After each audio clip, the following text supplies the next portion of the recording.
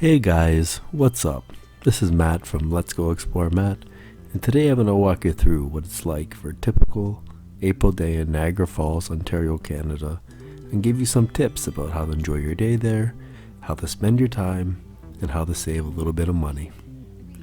So, first off, we got a nice view of the falls here.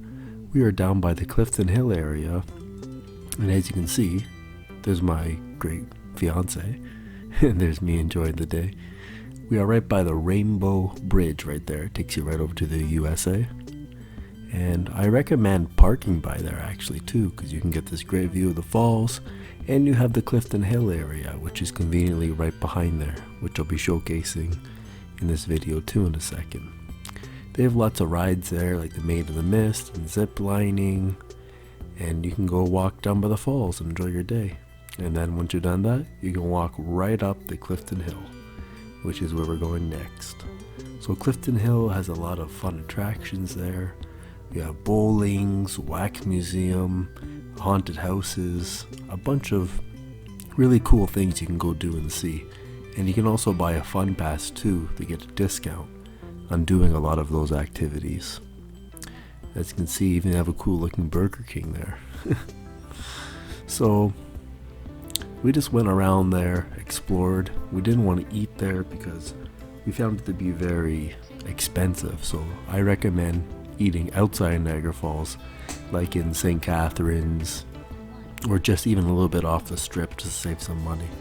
There's a cool Ferris wheel that they built. They also have go-kart racing there too, which is expensive but heard it's fun.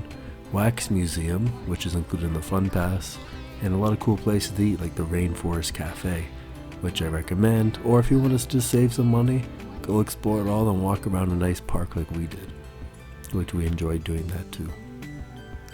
So like I said, we parked at the casino to save money. It's $20 a day parking if you buy a player's card. And then after, we went to the Hershey's store, which as you can see, it's very highly recommended to go there, grab a milkshake, grab a snack, and look around. And they have lots of desserts there, lots of treats there. It is a bit on the expensive side, but I think it's worth it if you want to spend a little extra money on yourself and enjoy that special little treat. So that's it for today's video. I hope you enjoyed it. Like, comment, subscribe, and yeah, I'll be adding more content soon and more fun, exciting things to do and save you some money. Have a great day.